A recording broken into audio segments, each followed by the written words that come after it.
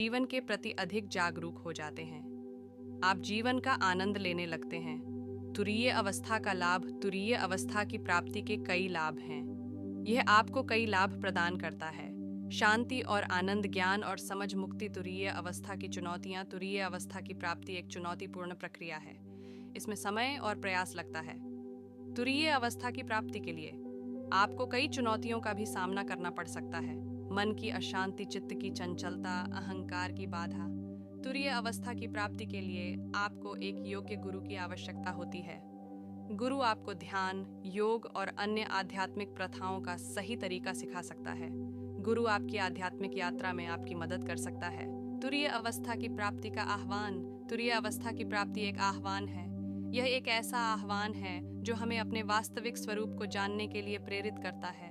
यह एक ऐसा आह्वान है जो हमें जीवन के शाश्वत आनंद का अनुभव करने के लिए प्रेरित करता है।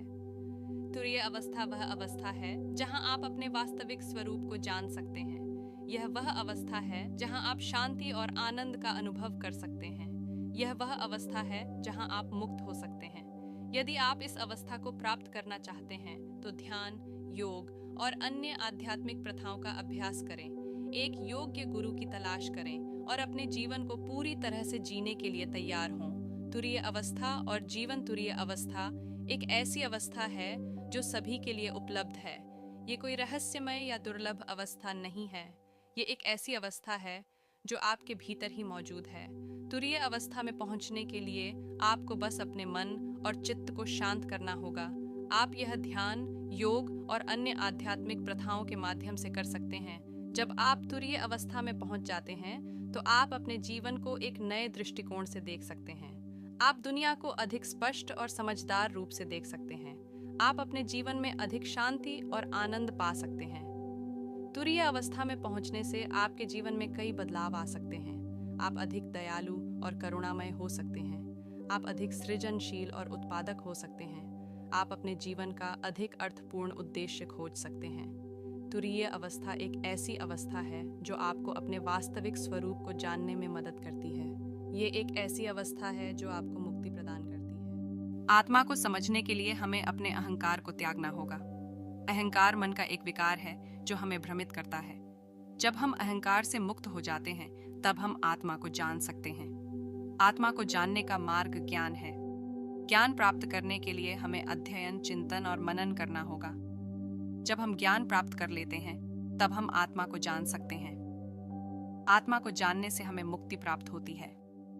मुक्ति का अर्थ है जन्म मृत्यु के चक्र से मुक्त हो जाना।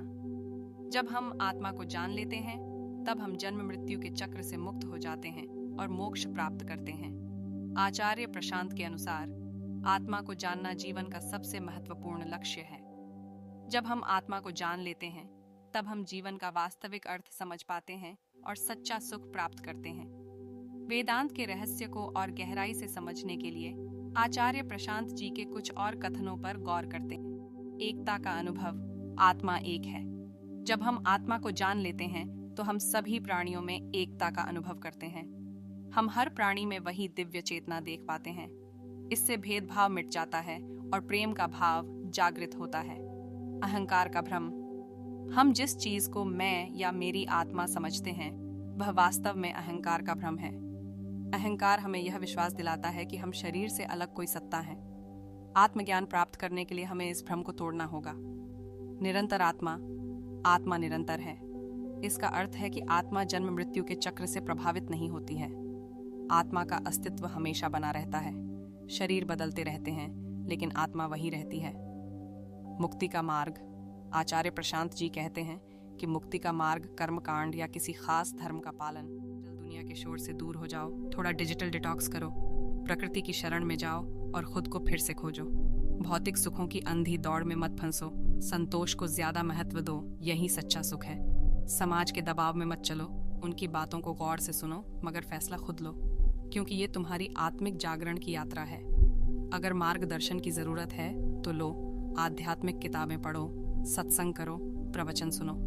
सीखते रहो और आनंद के साथ इस आत्मिक जागरण की यात्रा पर आगे बढ़ते रहो। चार भावनाएं, बाहरी दुनिया। मौन साधना में हम उसे वह सब हटाकर अकेला छोड़ देते हैं जब मन के पास बात करने के लिए कुछ नहीं बचता तो वह स्वाभाविक रूप से शांत हो जाता है। ये प्रक्रिया उस बच्चे की तरह है जिसे बहुत ध्यान दिया जा रहा है। वह लगातार बातें करेगा, हंगामा करेगा ताकि आप उस पर ध्यान दें। लेकिन अगर आप उसे अनदेखा कर देते हैं तो कुछ देर बाद वह चुप हो जाएगा। ठीक उसी तरह जब हम मन को अकेला छोड़ देते हैं तो वह शांत हो जाता है।